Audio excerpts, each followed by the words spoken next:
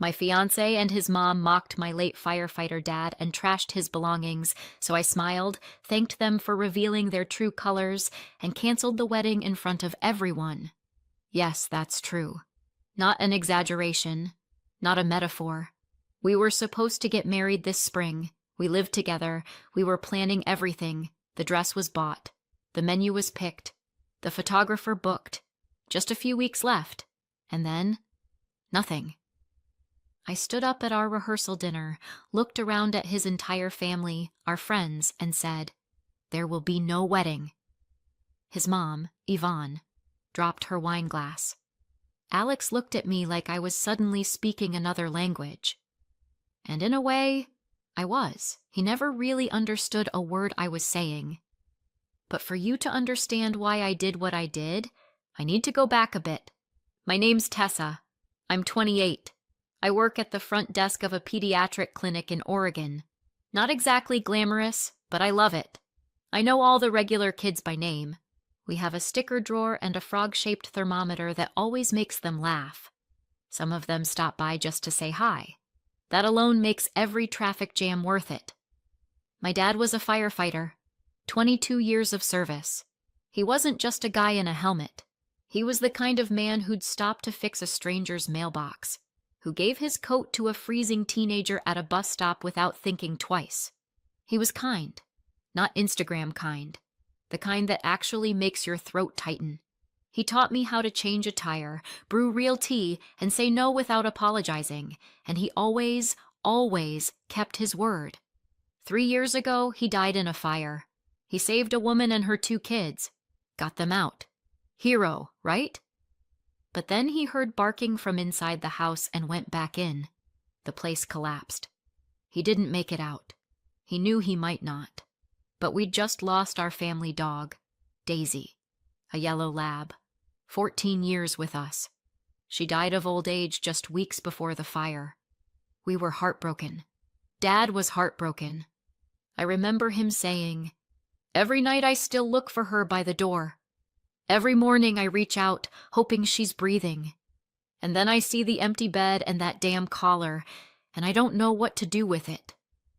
So when he heard that bark in the flames, he didn't hear just any dog. He heard Daisy, and he couldn't not go back. After that, there were the usual things: funeral, medals, certificates, speeches. I kept what mattered most in a box: his badge, a letter from the guys in his station, his medal for bravery, his watch, a photo of him and Daisy, and her collar, with the tag that read, "Daisy Satterfield. Call if lost. Will come." I kept that box in our bedroom, not to sit around crying over it, but because it reminded me who I was, where I came from, a family that saved people, that loved deeply, that didn't walk away. Alex knew what that box meant to me. He said he understood, said he respected it. His mom knew too. She always smiled when I talked about Dad, but her smiles were like thin ice on a pond, pretty on top, but cold and easy to fall through. And what she did with that box was the beginning of the end.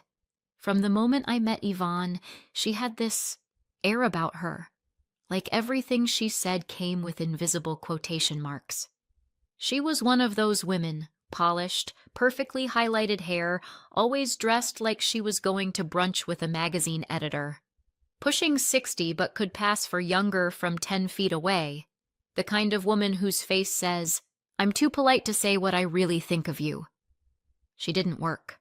Lived off the investments her husband, Alex's father, left behind. He was a surgeon. Died while Alex was still in school. Since then, Yvonne ran the family. Even though the family mostly consisted of herself and her opinion, Alex, whether he realized it or not, was her favorite project. He never said that out loud, but I could feel it in everything. Yvonne said she was involved in charity and civic life. What that really meant was holiday committee meetings, posing for photos next to donation boxes, and hanging out at her women's club gossiping about whose husband left this week and which nanny wore Crocs in public. She donated flowers to local galas and saw herself as the moral compass of the entire zip code. She never said, "You're not good enough for us." She said, "Girls like you make men softer." She didn't call my job low status. She'd just smile and ask, "Have you thought about getting certified?" You know, so you could move on to something a little more serious. She didn't mock my wardrobe. She'd say, "You have such a natural look. That's really trendy right now. Looking kind of simple, in a good way." Once, when I mentioned my mom worked as a grade school teacher, Yvonne nodded and said, "Oh, so patience runs in your family. Teachers are angels, especially considering what they earn." And during one of our earliest visits, she looked at a picture of my dad and said, "He has an honest face." Simple, meant in the best possible way. Every time we left her house, I felt like I'd spent the entire evening trying to be pleasant and still somehow failed the audition. Everything was technically polite, but afterward I'd feel this weight in my chest, like someone had subtly reminded me I didn't quite belong, just nicely enough that I couldn't call it out. Alex was usually around for all of this. Sometimes he laughed. Sometimes he went quiet. I used to think he was just staying neutral, trying not to make things worse. But then I started noticing the way he looked at her, like he was waiting for her cue, watching her face to figure out what he was supposed to think. And the closer we got, the more I realized I might have been living with Alex, but I was playing by her rules. Yvonne lived 20 minutes away in a perfectly curated house with a garden that looked like it had its own Pinterest board.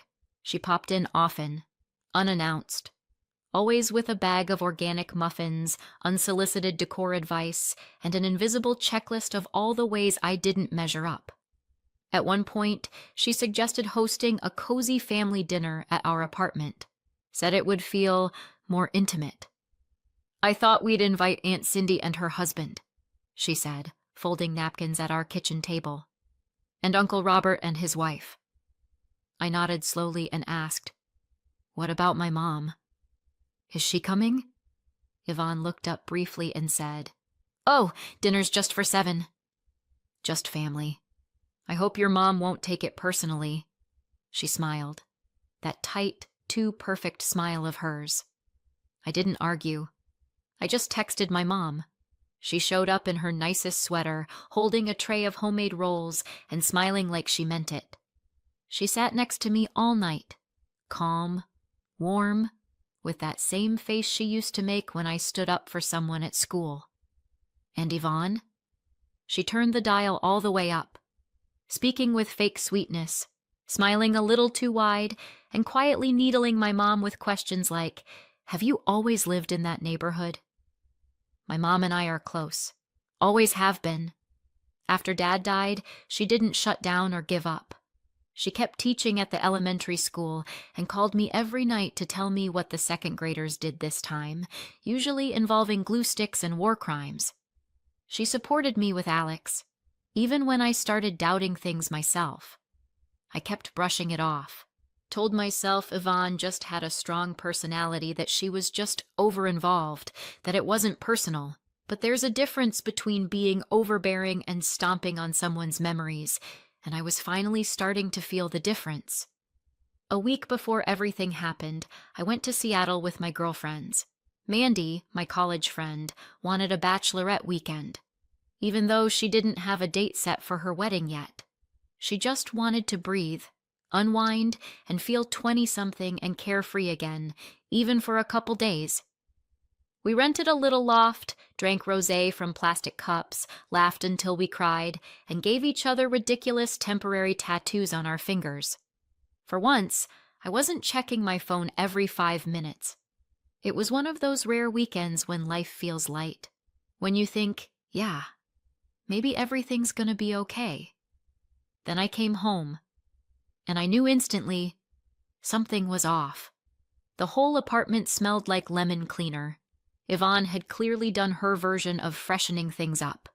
Stuff had been moved around, rearranged, and the bedroom felt too empty, too neat.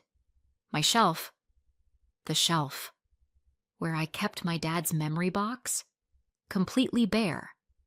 Where's my box? I asked Alex. He didn't even look up from his laptop.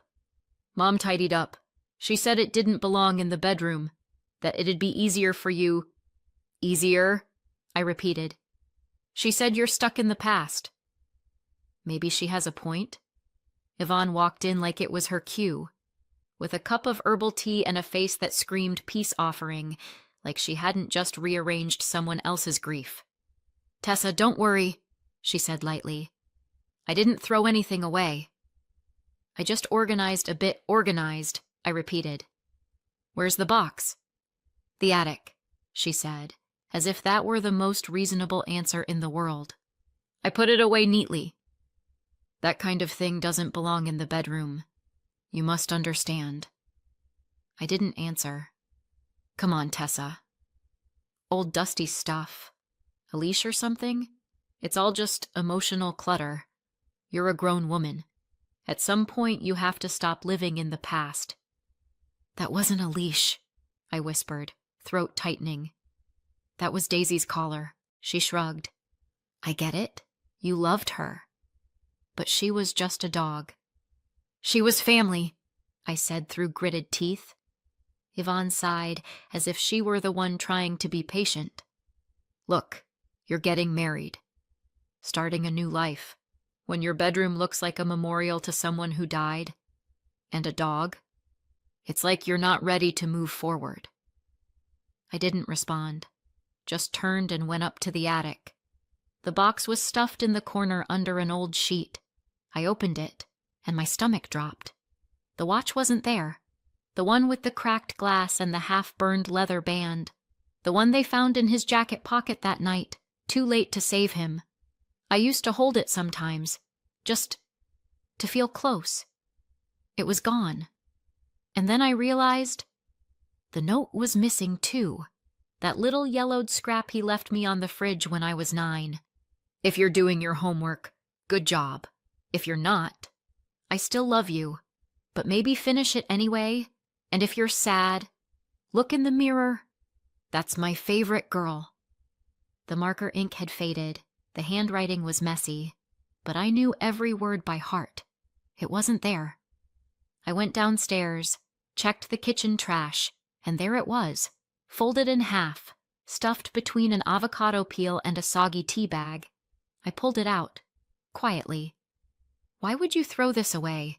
I asked, not looking at anyone. Oh, that? Yvonne said. I thought it was just an old note. Couldn't even read what it said. My dad wrote it, I said flatly. It means something to me. I started digging through the rest of the trash. Where's the watch? I asked. The broken one? With the burned strap? She replied casually. It's probably in there too.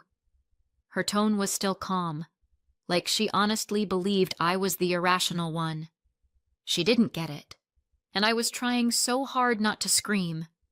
You had no right to throw anything away, I said.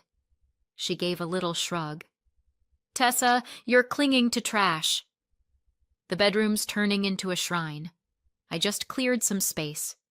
Did you a favor I finally found the watch. At the very bottom, pulled it out, went back to the bedroom, opened the closet. Where are his clothes? I asked. My voice was ice. In a bag, Yvonne said. I was going to move them to the garage. Alex needs space for his suits. They're getting wrinkled. That was our closet. In our bedroom, I said. You shouldn't be touching anything. Let alone moving his things, Yvonne pursed her lips and walked out. No apology. Nothing. Sweetheart, don't be mad, Alex said. Mom was just trying to help. He reached out, tried to rub my shoulder. I pulled away. He didn't understand. And worse, he sided with her. I went to the laundry room, found the bag, his jacket, his uniform, crumpled, folded like junk, like they belonged in the trash. I pulled them out, took them back, hung them up, where they'd always been, said nothing. But inside, I was on fire. When Yvonne finally left, the silence in the apartment was so loud it made my ears ring. I started clearing the dishes. Alex tried to help. I waved him off. I needed space. I needed to think. This couldn't go on. Not like this. I turned the kitchen faucet on full blast. Loud. Rushing. Just enough to drown out the boiling mix of anger and disappointment inside me. A couple minutes later, Alex finally walked in. "Tess, come on," he started. But I didn't let him finish. "You knew," I said. "You knew how much that box meant to me." He looked down.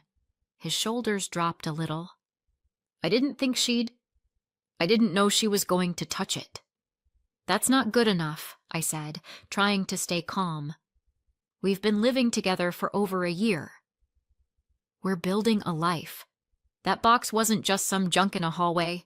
It's been in our bedroom since day one. And you let your mother walk in, rearrange our closet, and throw out things that meant the world to me. She didn't even apologize." He rubbed his face with both hands. "She just wanted to help." She was trying to tidy up. I didn't notice what she was doing. "You would have noticed if you'd cared." I turned away, started loading dishes into the washer. He stood behind me, not close enough to comfort, not far enough to leave me alone. "I'll talk to her," he said eventually. "Tomorrow. I promise. She'll apologize." I turned back to him. "Alex, this isn't just about the box." He froze. I saw it in his eyes. Confusion. Maybe guilt. Or maybe just that stubborn refusal to go deeper. "It's not just about my dad," I said. "It's about me. About your mother thinking she has a right to control everything. Even our space, our stuff, my life. And you let her—" "I didn't let her," he said, but his voice was weak. "You've seen how she treats me. You've heard what she says, and you just stay quiet. Because you're used to it, aren't you? Used to her always being right?" He looked at me, and for the first time all night, he said something honest.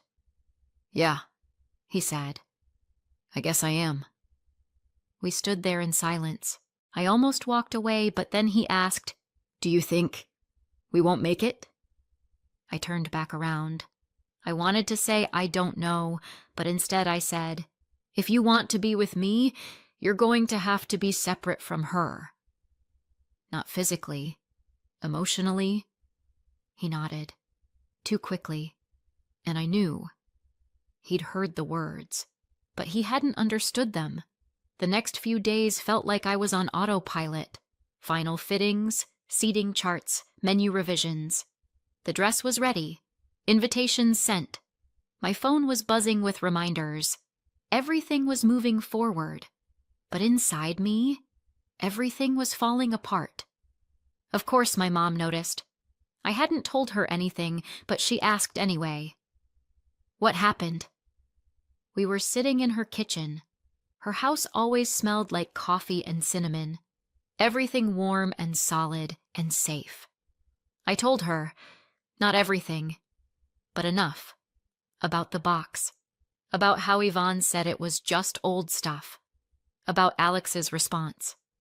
She listened without interrupting, then took my hand.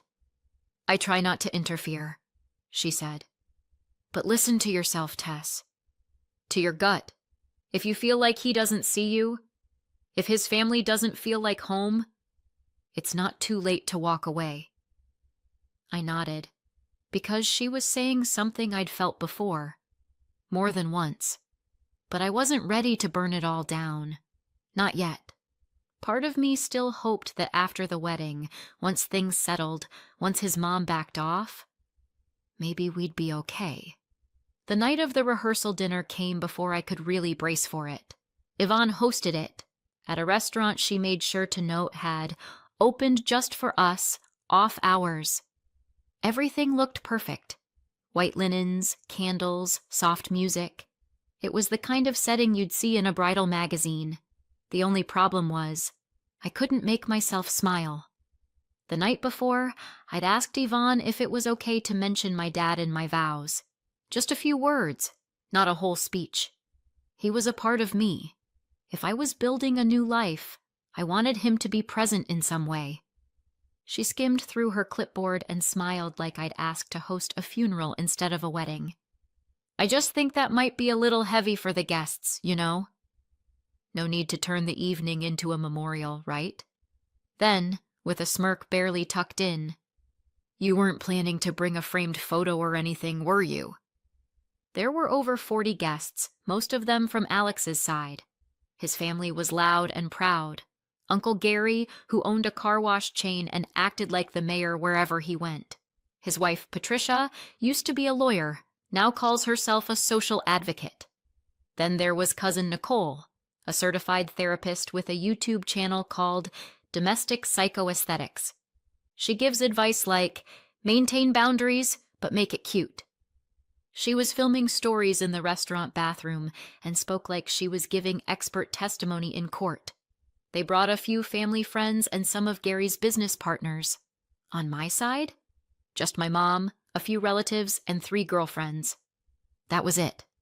At first, everything seemed okay. People showed up on time. Alex stayed close. I kept my head down, smiled where I needed to, and just tried to get through it. Then Uncle Gary stood up, scooted his chair back, raised a glass, and boomed, "We're just so happy Alex found a woman like this." Simple, but strong. Lucky guy. Not every day someone from humble roots joins a family like ours. I clenched my fork. Alex didn't say a word. He smiled. A while later, Nicole leaned toward me, almost whispering, "You've never had stuff like this before, right, Tessa?" I blinked. Like what?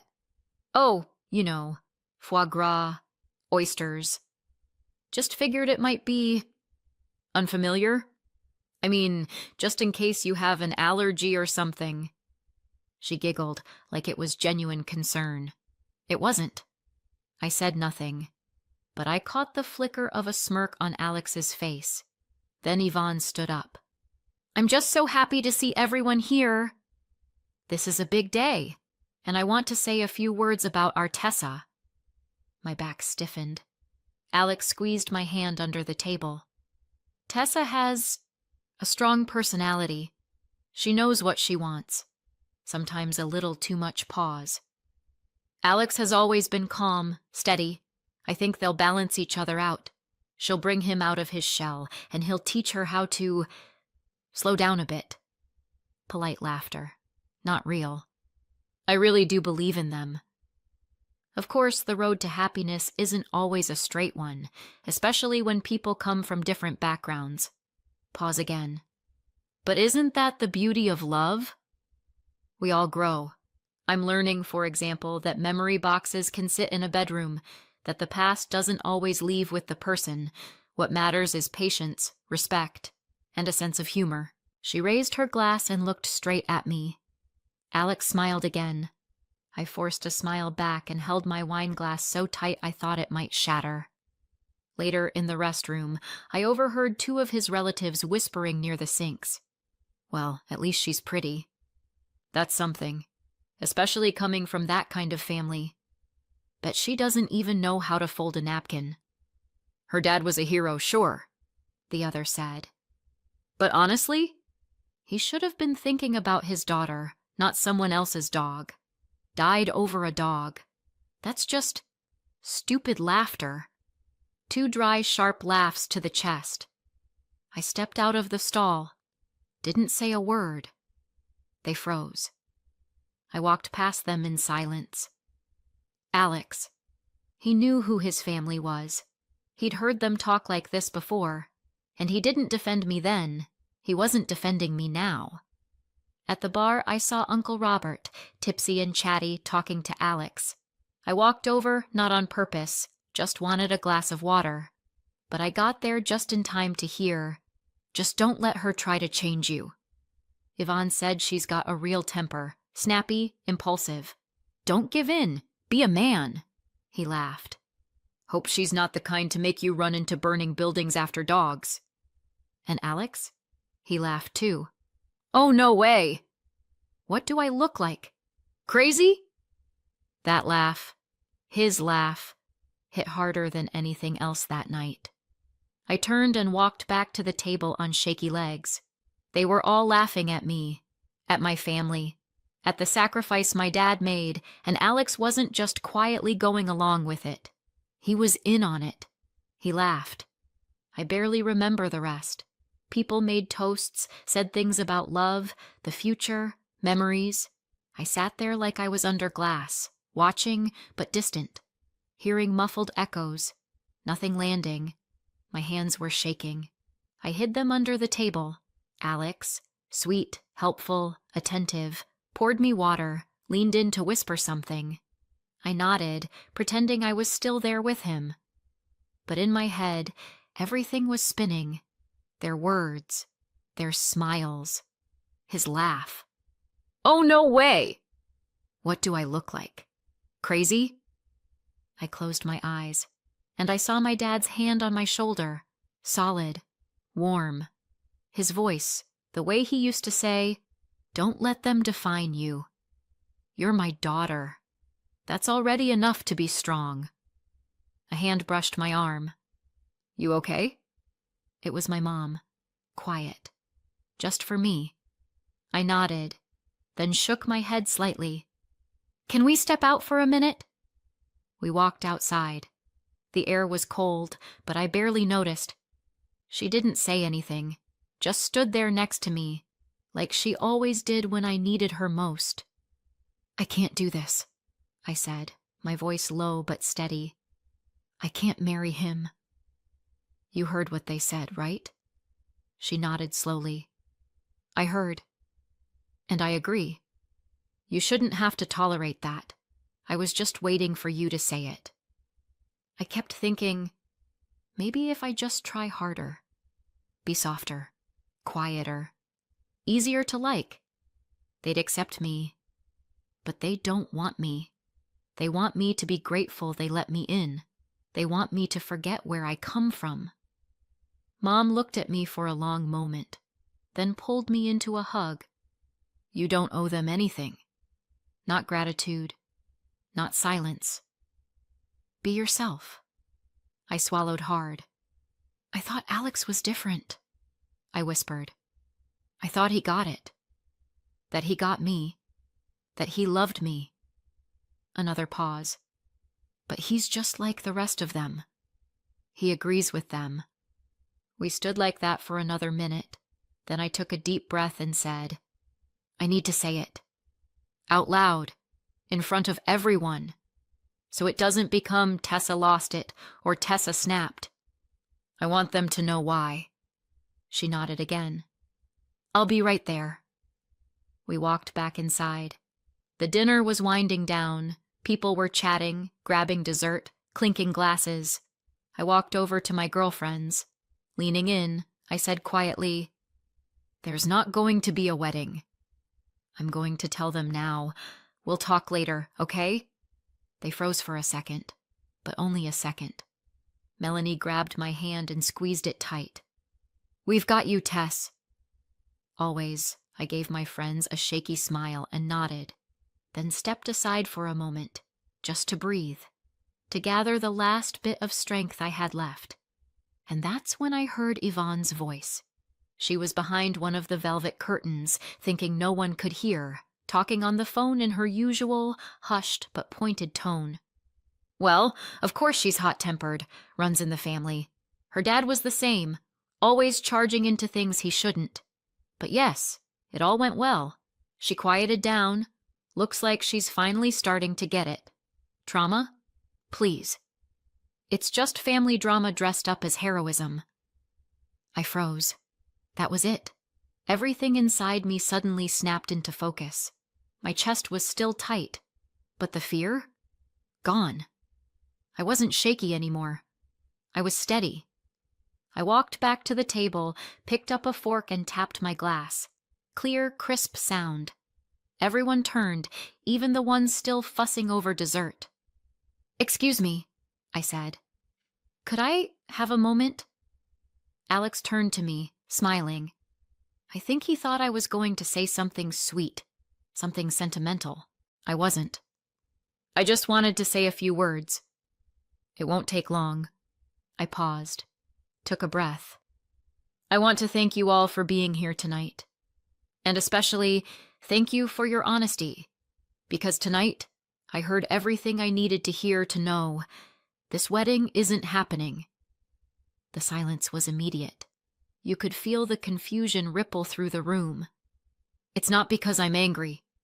And it's not because I'm afraid of hard things.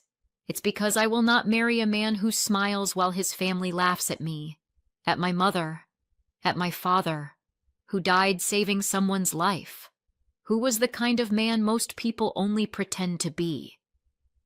My fingers were trembling, but I didn't stop. I won't marry a man who thinks it's okay for me to hide the things I love.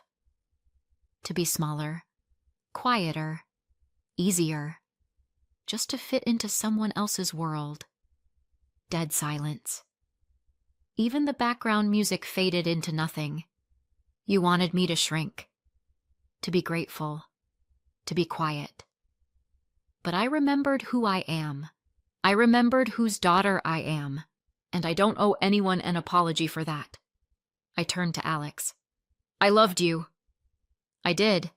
But if you can't stand beside me when it matters, then you're not ready to be a husband. That was it. I set the glass down and walked to the door.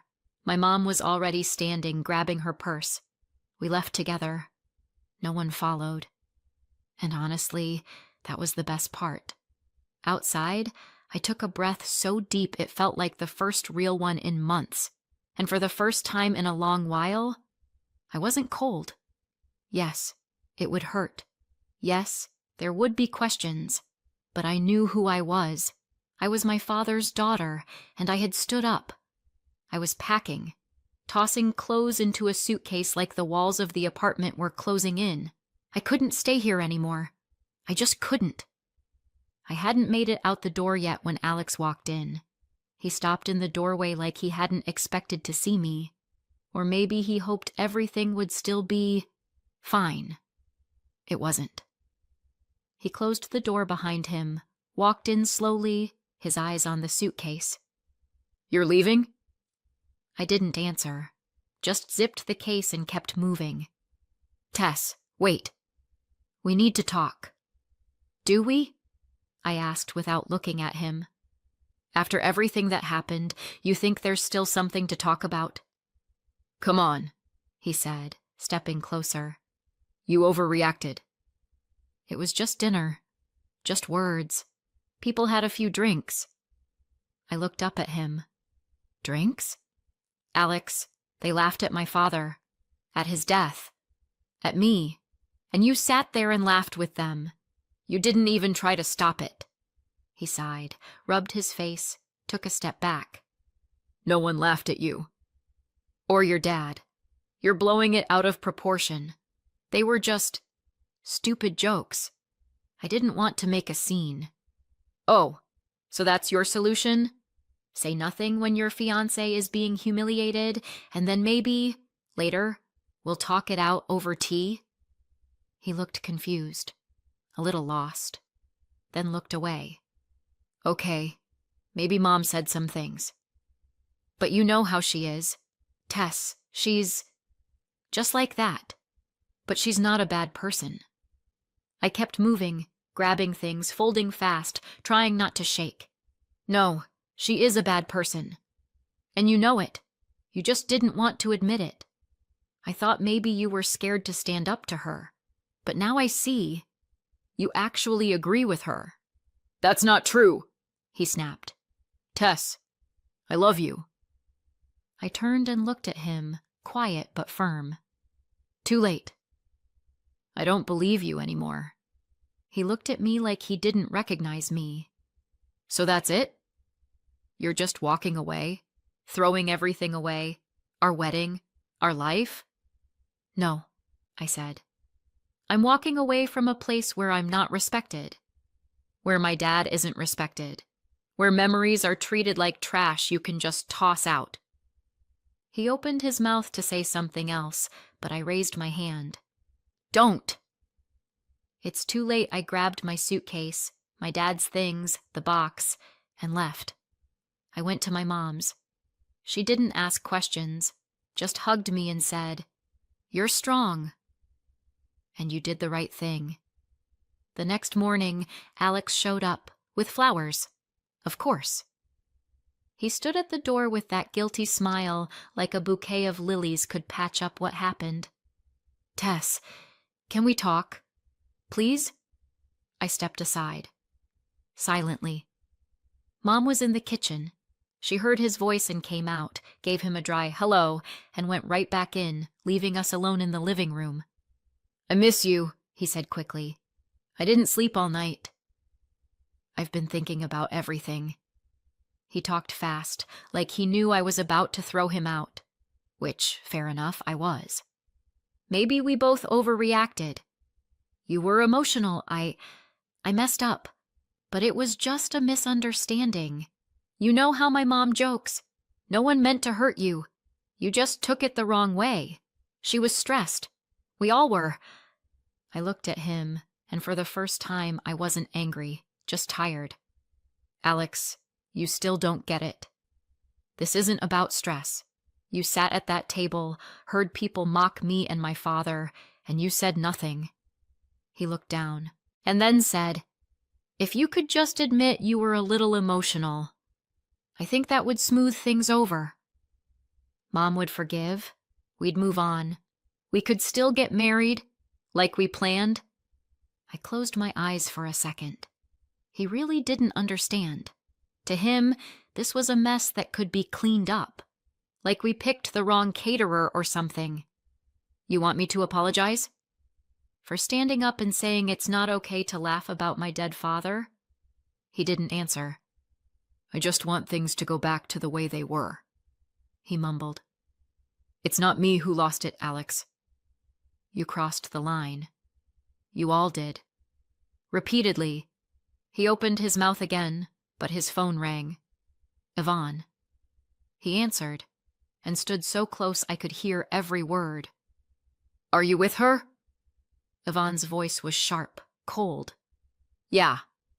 "Well, I hope you're not about to apologize." "She needs to understand. You don't get treated like that." She embarrassed herself. Embarrassed us. If she doesn't come to her senses, let her go. You're not her puppet. You're a man.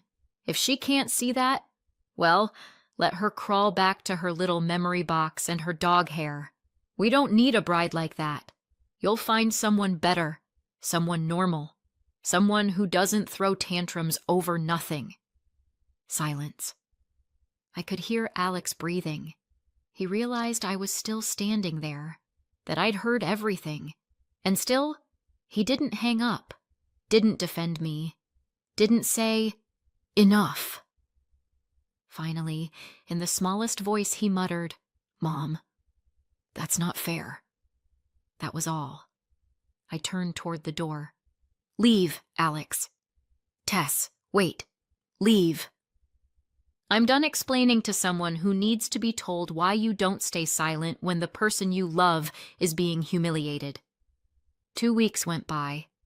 At first, I felt relief. Then, silence. And doubt.